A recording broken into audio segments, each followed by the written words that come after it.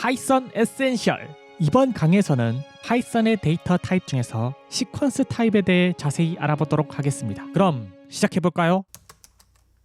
이전에 배웠던 데이터 타입들을 복습해봅시다. 숫자 타입에는 정수 인트, 실수 플롯, 복소수 컴플렉스, 시퀀스 타입에는 문자열 str, 불리언 타입에는 불 타입이 있었죠. 이 중에서 시퀀스 타입을 좀 더 자세히 알아봅시다. 시퀀스 타입은 각각의 값들이 연속적으로 이어진 타입을 의미합니다. 시퀀스 타입이란 용어에 너무 신경 쓸 필요는 없습니다. 앞으로 꼭 알아야 되는 용어는 제가 강조해서 알려드리겠습니다. 대표적인 시퀀스 타입에는 str, 문자열, 리스트, 튜플, 레인지가 있습니다.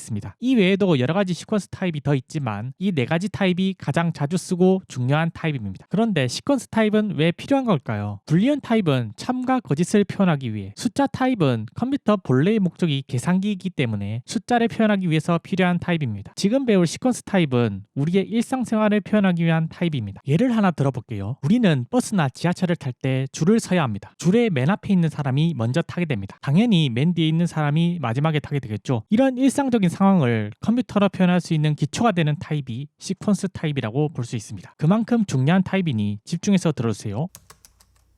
문자열은 문자의 연속입니다. 헬로우는 HELLO가 합쳐진 걸로 보는 것이죠. 문자열을 표현하는 기본적인 방법에는 세 가지가 있습니다. 큰 따옴표, 작은 따옴표, 삼중 따옴표. 대부분 큰 따옴표를 사용합니다. 작은 따옴표를 사용해도 결과는 같습니다. 하지만 관습적으로 큰 따옴표를 주로 사용합니다. 작은 따옴표를 사용한 후 포매팅을 하면 큰 따옴표로 자동으로 바뀌는 것을 볼 수 있습니다. 삼중 따옴표는 엄청 많은 문자열을 써야 할 때 사용합니다. 특히 줄바꿈이 포함된 문자열을 쓸 때 삼중 따옴표를 쓰는 것이 좋습니다. 변수에 이런 문자열을 넣어야 한다고 가정해 볼게요. 만약 큰 따옴표를 사용해서 이 문자열을 넣으려면 줄바꿈 자리에 역/n이라는 이스케이프 문자를 넣어줘야 합니다. 여기서 잠깐, 이스케이프 문자란 문자열 안에서 특수한 기능을 수행하는 문자입니다. 역/와 특정 문자의 조합으로 이루어져 있습니다. 역/는 엔터 위에 있는 역/ 키를 누르시면 됩니다. 혹시 역/가 아닌 원화 기호가 입력되시나요? 원화와 역/는 똑같이 인식하기 때문에 그대로 쓰시면 됩니다. 역/n은 이 자리에서 줄바꿈이 일어났다는 의미입니다. 큰 따옴표로 둘러싸인 문자열 안에 큰 따옴표를 또 사용해야 할 때도 이스케이프 문자를 사용합니다. 큰 따옴표를 그대로 쓴다면 어느 지점이 문자의 끝인지 컴퓨터가 구별을 못하겠죠. 역/ 쌍따옴표 이렇게 쓰면 여기는 쌍따옴표가 있는 그대로 들어가야 한다는 의미입니다. 이외에도 여러 가지 문자가 있으니 필요할 때마다 검색해서 찾아 쓰시면 됩니다. 외울 필요가 전혀 없다는 거죠. 다시 큰 따옴표 상황으로 돌아올게요. 큰 따옴표 안에는 줄바꿈, 엔터키를 인식하지 못합니다. 이게 전부 한 줄입니다. 원래는 화면에 이렇게 나오겠죠. 문장 마지막 부분은 오른쪽 화면 밖 저 멀리에 있을 겁니다. 가독성도 안 좋아지고 수정이 필요할 때 정말 불편한 상황에 놓이게 됩니다. 삼중 따옴표를 사용한다면 문자열을 있는 그대로 인식합니다. 줄바꿈 자리에 역/n을 표시할 필요가 없다는 거죠. 비주얼 스튜디오 코드에 작성해서 보여드릴게요. 쌍따옴표 안에 문자열을 넣고 줄바꿈 자리에 엔터를 쳐볼게요. 원래 문자열에 파란색이 칠해져 있었는데 엔터 치니까 하얀색으로 변했죠. 문법을 벗어났다는 이야기입니다. 이대로 출력하면 오류가 뜨는 것을 볼 수 있습니다.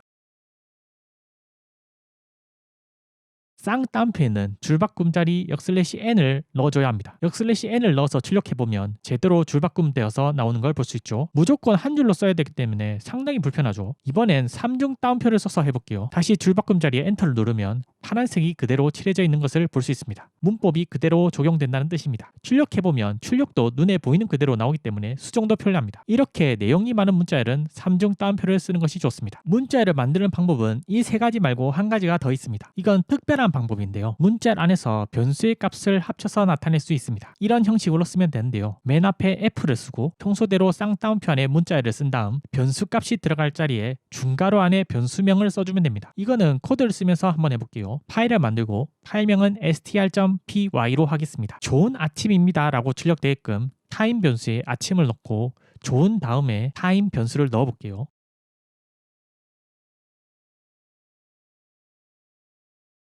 출력하면 안녕하세요 좋은 아침입니다 라고 뜨죠. 이런 방식으로 변수의 기능과 문자열을 동시에 활용할 수 있습니다. 정말 유용하니까 꼭 알아두세요. 문자열은 문자의 연속이라고 설명했었죠. 그렇기 때문에 문자열에서 문자 하나를 빼오는 것도 가능합니다. 이런 형식으로 쓰면 됩니다. 문자열이 들어있는 변수명을 앞에 쓰고 대괄호 안에 추출하고 싶은 문자의 위치를 쓰면 됩니다. 인덱스는 위치, 순서라는 의미로 정말 많이 쓰이는 용어이니 꼭 기억해 두세요. 인덱스와 관련해서 중요한 게 있는데 순서라고 하면 1, 2, 3, 4 이런 순서로 생각하기 쉽습니다. 하지만 파이썬에서는 0, 1, 2, 3 이런 순서대로 갑니다. 0부터 시작한다는 점을 꼭 기억해 주세요. 코드를 써보면서 설명해 볼게요. hello라는 문자열을 greeting 변수에 넣었습니다. hello에서 O를 한번 추출해 볼게요. 이렇게 쓰면 되겠죠. H는 0번째이기 때문에 네 번째는 O가 됩니다. 잘 나오는지 출력해 볼게요.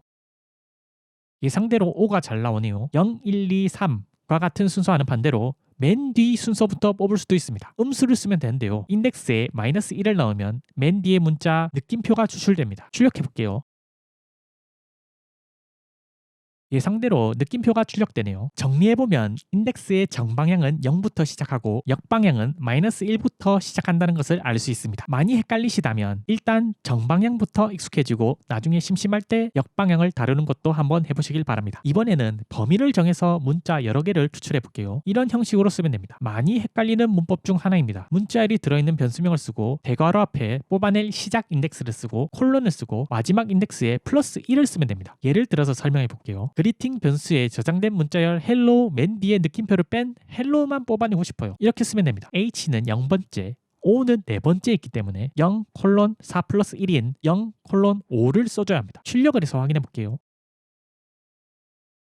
예상대로 hello만 출력되고 있습니다. 문자열 뿐만 아니라 파이썬에서 범위와 관련된 것들을 전부 이런 형식을 가지고 있으니 잘 알아두세요. 범위의 간격도 설정할 수 있습니다. 이런 형식으로 쓰면 되는데요. 범위를 이용한 인덱스의 마지막 부분에 원하는 간격을 써주면 됩니다. 여러분이 한번 맞춰보세요. 이 코드의 결과를 출력하면 어떤 문자열이 나올까요? 먼저 0:5면 0번째에서 네 번째 문자까지 추출하겠다는 의미죠. 0번째 문자 H가 먼저 나오고 간격이 2이기 때문에 두 번째 문자인 L이 나오게 됩니다. 그 다음 네 번째 문자인 O가 나오게 되겠죠. 그래서 HLO가 결과로 나오게 됩니다. 출력을 해서 확인해 볼게요.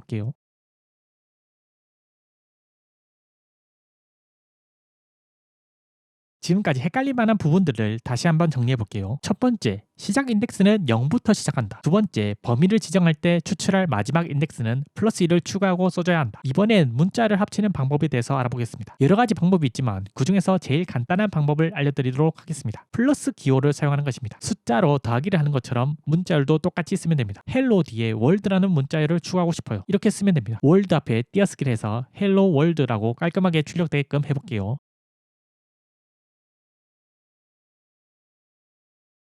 예상대로 헬로 월드라고 출력된 걸 볼 수 있습니다. 문자열을 반복적으로 합칠 수도 있습니다. 별표 기호를 사용하는 것인데요. 문자열 뒤에 별표를 쓴 후 반복할 횟수를 써주면 지정한 횟수만큼 반복해서 문자열 뒤에 추가됩니다. 이렇게 쓰면 헬로가 3번 반복되어 출력됩니다. 출력해서 확인해 볼게요. 확인해보면 헬로 헬로 헬로 이렇게 헬로가 3번 반복되어 출력되는 것을 볼 수 있습니다. 문자열의 길이도 알 수 있는데요. 문자의 길이는 문자열이 몇 글자로 이루어졌는지와 같다고 볼 수 있습니다. len 함수를 사용하면 문자열의 길이를 쉽게 알 수 있습니다. 변수 그리팅에 있는 문자열의 길이를 알아볼게요. 헬로는 느낌표까지 합쳐서 6개이기 때문에 6이 나올 겁니다. 한번 결과를 출력해볼까요? 6이 잘 나오는 것을 볼 수 있습니다. 이 외에도 문자가 어느 위치에 있는지 알려주는 함수, 문자열을 교체해주는 함수와 같은 문자열과 관련된 여러 가지 내장 함수가 있습니다. 예전에는 이런 걸 어느 정도 외워야 했지만 요즘은 챗 GPT와 같은 좋은 학습 도구들이 생겼습니다. 이런 내장 함수들은 외울 필요가 전혀 없고 필요할 때마다 찾아서 쓰는 것이 더 효율적이라는 제 생각입니다. 외우는 걸 조금이라도 줄여봅시다. 지금까지 시퀀스 타입이 무엇인지 문자열 str 타입에 대해 자세히 알아봤습니다. 다음 강의에서 뵙겠습니다. 감사합니다.